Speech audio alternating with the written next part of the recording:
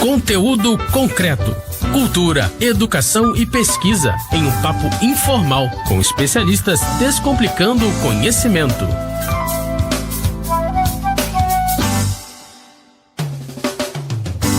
Olá você que está aí pelas rampas da UERJ e imediações. Nós estamos aqui em mais um Conteúdo Concreto. Meu nome é Kleber Pereira e o Conteúdo Concreto é um programa feito numa parceria do site saladacult.com.br e a nossa Rádio UERJ, a nossa querida Rádio UERJ. Hoje a gente está aqui para poder debater, conversar, bater um papo sobre um tema especial, como sempre. Vamos falar sobre uma nova masculinidade hoje. E para bater esse papo eu não estou sozinho, não. Eu estou aqui com a minha parceira, produtora deste conteúdo concreto, Helena Gomes. Fala comigo, Helena. E aí, Kleber, prazer estar aqui com vocês participando de mais um episódio. E nós estamos aqui também com o Paulo César da Conceição. Paulo César é parceiro aí também, trabalha lá na Prefeitura de Duque de Caxias e vai se apresentar pra gente. Fala, Paulo. Beleza, Kleber? Meu nome é Paulo, coordeno o Centro de Referência do Homem. Estamos aqui para bater um papo bacana. E, por último, mas não menos importante, Caio César dos Santos. Tudo bom, Caio? Caio vai falar de onde ele fala aí. Fala seu lugar de fala, Caio. Eu sou cria da UERJ, né? Sou aluno de Geografia, sou da Baixada Fluminense, sou professor e tenho um projeto de masculinidade chamado Memo. A gente vai rapidinho fazer uma passagem aqui dos projetos que eles representam e vamos começar pelo Caio.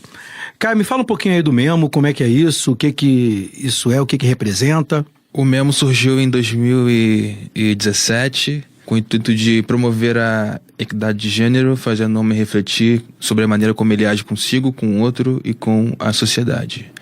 A gente realiza rodas de conversa hoje entre homens, somente entre homens, no Rio e em São Paulo, para debater assuntos de masculinidades o mais diversos possíveis. A gente tem o nosso podcast e a gente também faz alguns serviços em empresas também sobre isso, além de eventos, palestras, enfim. Então a ideia de vocês é promover uma nova forma de ver a masculinidade, seria isso? Exatamente, não só ver, mas da maneira como o homem age, tanto com ele mesmo, quanto com o outro e com a sociedade de uma maneira geral. Vamos nos aprofundar nisso já já. Com certeza. Paulo César, como é que o projeto de vocês em Caxias se dialoga aí com o que o Memo faz? Qual é o viés de lá? A quem vocês estão ligados? Como é que é isso? O nosso trabalho ele está vinculado à Prefeitura Municipal de Duque de Caxias, ao Departamento dos Direitos da Mulher. A gente vai a única diferença em relação ao Memo é que a gente vai focar na questão da violência doméstica.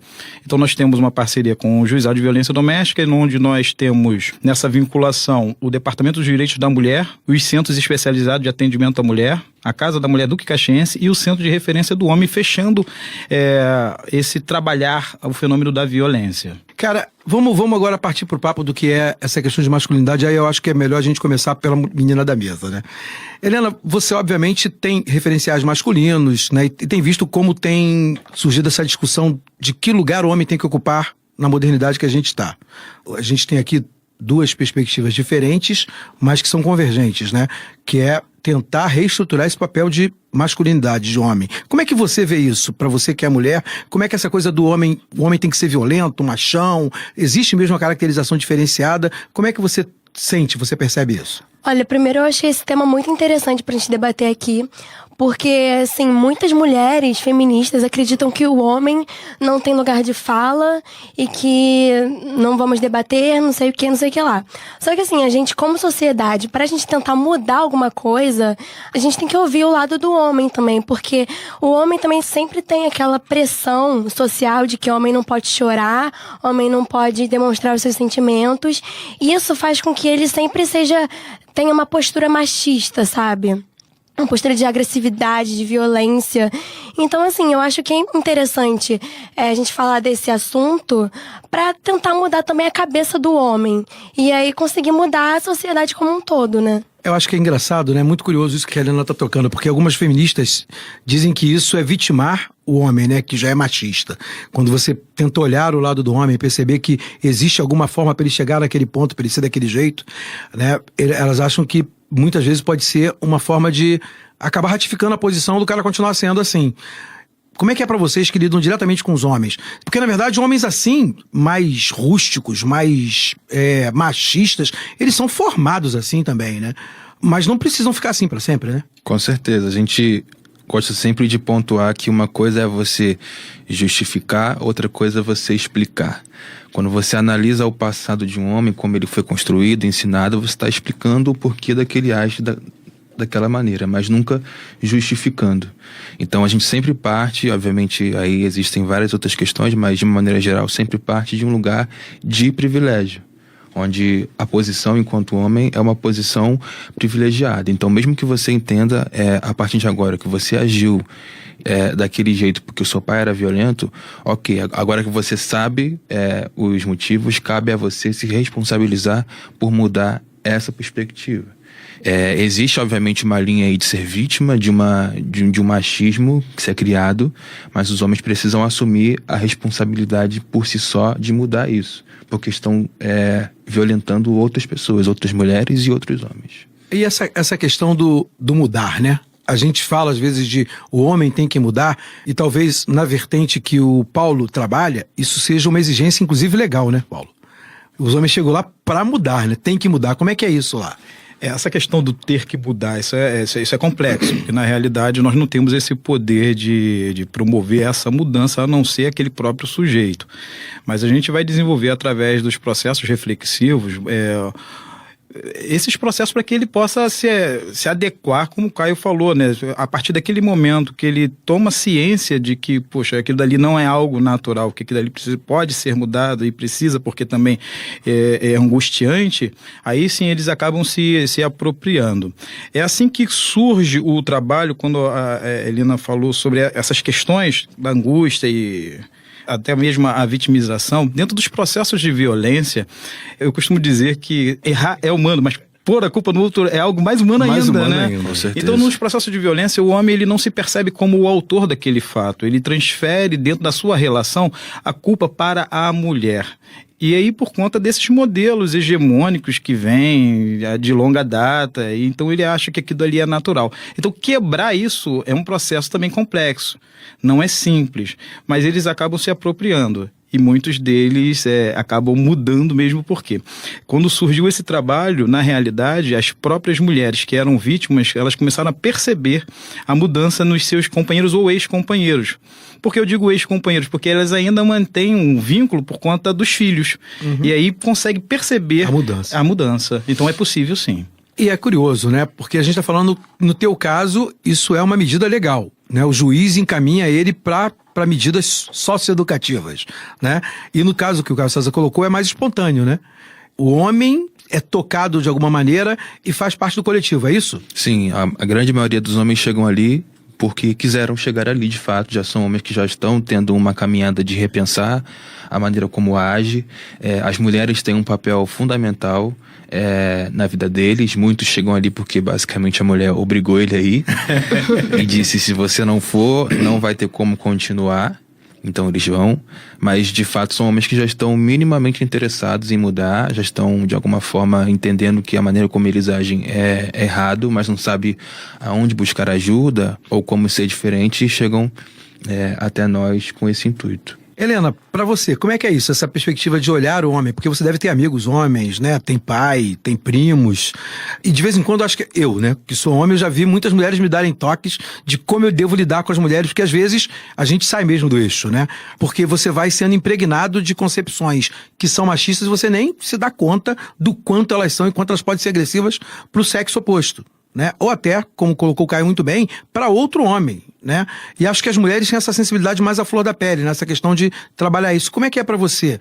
Você vê muitos homens que têm que ser obrigados a tomar essa atitude? Ou você acha que tem hoje em dia, na tua geração, com o pessoal mais jovem, uma espontaneidade maior para isso? Eu acho que hoje tem uma espontaneidade maior porque as pessoas estão mais abertas a falar desses assuntos, né?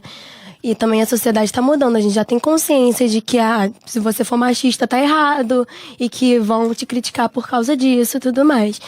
Mas assim, eu conversei com umas meninas porque eu fiz um trabalho sobre nova masculinidade e para elas acham que o homem ainda não tem lugar de fala, não tem que participar das rodas de debate. Mas assim, diferente delas, eu acho que tem sim, sabe? Porque se a gente quer mudar o machismo e o machismo tá na sociedade, então a gente tem que falar isso pra sociedade, não só pras mulheres. Porque as mulheres já sabem como é que é o machismo, elas sofrem. Então, assim, se quer mudar o machismo, não é conversando só com mulheres, tem que conversar com os homens também. Kleber, o trabalho com os homens lá em Caxias começou com esse foco da violência doméstica, na verdade começou no núcleo de atendimento à mulher. E ocorreu assim um fenômeno muito interessante. Digamos, vamos atender Maria porque Maria foi vítima de João. E vamos fortalecer Maria para que ela possa adquirir ferramentas para sair daquela relação conflituosa de muitas violências. Bem, Maria era empoderada, conseguia se resolver a questão. Mas João estava solto, estava à deriva. Passava-se o tempo, agora vamos atender Tereza. E aí vou dar um bombom para quem adivinhar quem era o agressor de Tereza. Era o João. Era o João. E aí a coordenação da época que fazia esse trabalho, desenvolvia esse trabalho com as mulheres, percebeu que sim, o trabalho com as mulheres ele precisa ter a continuidade, mas também precisava ir na fonte do problema, né? E aí começou-se a trabalhar, né, com os homens. E aí esses homens começaram a apresentar mudanças, como eu já disse, né? As próprias mulheres começaram a perceber essas mudanças no relacionamento. Então, esse espaço de verbalização também quebra um estigma de que o homem não fala.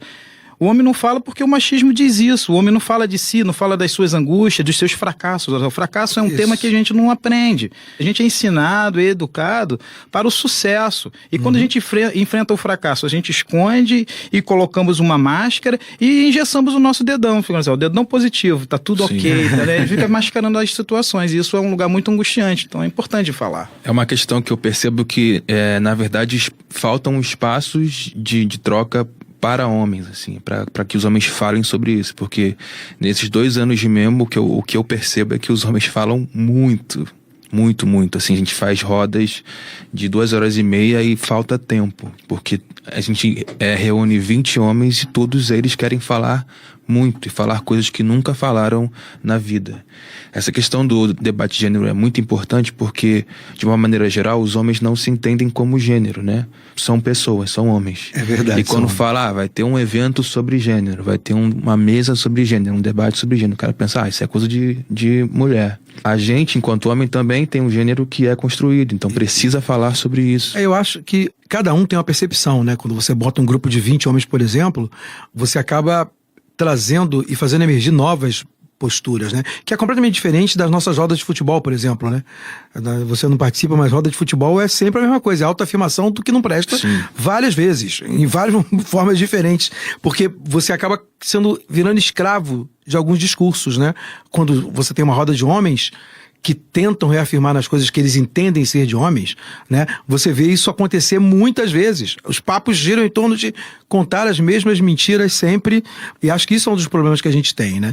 Poder se revelar como um homem que percebe, que sente, que vê, né? E que fala do que sente, né? Sim, porque é isso, né? Os homens geralmente falam sobre futebol, sobre festas, sobre política, sobre mulheres, e é isso. Então, ao mesmo tempo que, de uma maneira geral, os homens têm o poder da fala dentro de casa, nos espaços públicos, nos espaços políticos, isso é verdade, os homens têm o poder da fala, ao mesmo tempo também existe um silenciamento masculino ligado a sentimentos, a emoções. A gente percebe muito nos homens que eles têm muitos amigos homens, que fazem essas rodas, assim, pra falar sobre coisas, entre aspas, fúteis, né? Mas quando é pra falar sobre seus medos, sobre suas angústias, não falam com esses amigos. Recorrem às suas namoradas, suas esposas, às suas amigas, geralmente sempre a mulheres, porque não confiam em outros homens pra isso. Então, existe toda essa questão de como há esse silenciamento masculino, de fato, para essas questões mais profundas, né? E aí o cara não sabe lidar, por isso que bate, por isso que explode, por isso que xinga, por isso que briga, porque não tá sabendo lidar com as suas questões. Você percebeu, Helena? Confidente do masculino, assim? Já, lógico. Sempre sou amiga conselheira, até porque eu tenho muitos amigos homens, eu entendo claramente o que ele falou. É verdade. Eu acho que também rola um pouco de vergonha, né?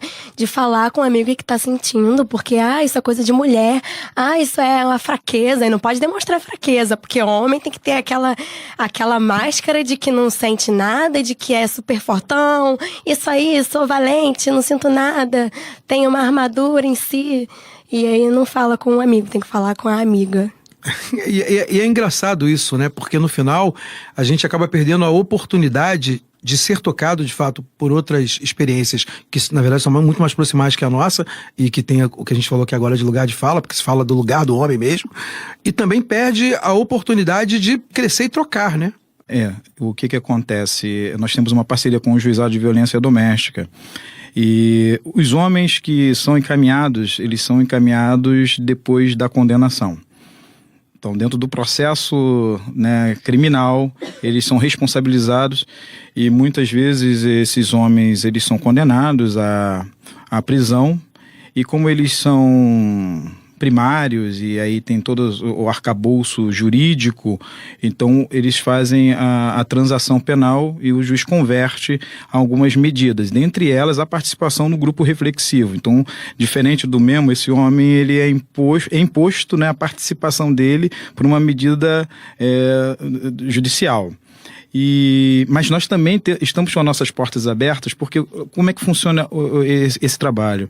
Nós temos 3 eixos que vão nortear o nosso fazer. Primeiro é a responsabilização jurídica, para que o homem compreenda que violência contra a mulher é crime. Não é aquela coisa natural, isso é crime e, sobretudo, violação dos direitos humanos das mulheres. E aí eu gosto sempre de dar ênfase nesta fala, porque é recente essa humanização da mulher. Porque em 1948, na Declaração Universal dos Direitos Humanos, né, nós bem sabemos que, na realidade, era para ser a Declaração dos Direitos, né, Universais do Homem. Então, a mulher é tida como uma coisa, um objeto, e aí o movimento feminista, ele se impôs no sentido de, não, nós somos humanos também. Então, a Declaração dos Direitos Humanos. Então, a violência contra a mulher é uma violação dos direitos humanos. O segundo eixo é a prevenção da violência. E aí a gente sai daquele espaço, né? Nós temos um fórum de atendimento próximo à prefeitura, uma sede, que é onde fica a nossa sede, lá no Jardim Primavera, e temos também às quartas-feiras o atendimento dentro do judiciário, lá dentro do fórum. Na prevenção da violência, a gente sai para vários espaços onde a gente vai promover rodas de conversa, sobretudo com homens jovens, e a gente dá um foco maior nas escolas, onde a gente vai levar informações para esses garotos, né, de como lidar nessas relações, né, e assim, pautadas sempre no respeito. E o terceiro eixo, olha só, é a promoção da saúde do homem. Nós não fazemos o atendimento de saúde, mas é a questão de relacionar o homem com a temática do cuidar, né? E que também a gente vai se deslocando disso porque ela está muito vinculada ao feminino. Se a gente perguntar assim, qual é o referencial na sua infância de quem te levava aos serviços médicos? A gente vai ter sempre, na maioria das vezes, a mãe, a tia, uma avó, sempre um ideal do feminino. E assim a gente faz, né? A gente for nessas unidades de atendimento infantil, a gente vai ver muitas vezes o pai está ali, mas geralmente está dentro do carro, está aguardando, ele é o acompanhante, mas segurando a bolsa. Ele não é o cara que participa ativamente. Então a gente faz algumas provocações nesse sentido. E quando a gente vai falar de saúde do homem, aí já se pensa na questão do câncer de próstata. O que é errôneo. Claro que é muito importante falar sobre esse assunto. Está aí a campanha do Novembro Azul para falar, para romper com os preconceitos. Mas nós, antes de chegarmos aos 45, 50 anos para poder procurarmos esse serviço, nós já estamos morrendo antes, por conta de outras doenças das quais nós não nos cuidamos. E o nosso comportamento, ele é vil também conosco. Então nós morremos de tabagismo, de cirrose, de hipertensão, de diabetes. Olha, são doenças que a gente pode chamar de doenças comportamentais. Então, quer dizer, o homem, para provar que ele é homem, ele tem que beber mais. E nisso ele vai se prejudicando. E aí se distanciando da questão do cuidar. Bem, infelizmente o meu tempo não dura para sempre. Gente, foi um prazer estar aqui com vocês, foi bom demais. Eu queria agradecer a presença de vocês, agradecer aí o carinho, agradecer o papo. E para você que ficou ouvindo a gente, fica com Deus e até a próxima. Conteúdo concreto. Apresentação: Kleber Pereira. Moderadores: Roberto Rodrigues e Max Gama. Equipe técnica: Daniel Barros, Gleidson Augustos e Eduardo Sobral. Locução: Vitor Quaresma. Produção: Rádio Erge e Salada Cult. Realização: Centro de Tecnologia Educacional CTE SR3.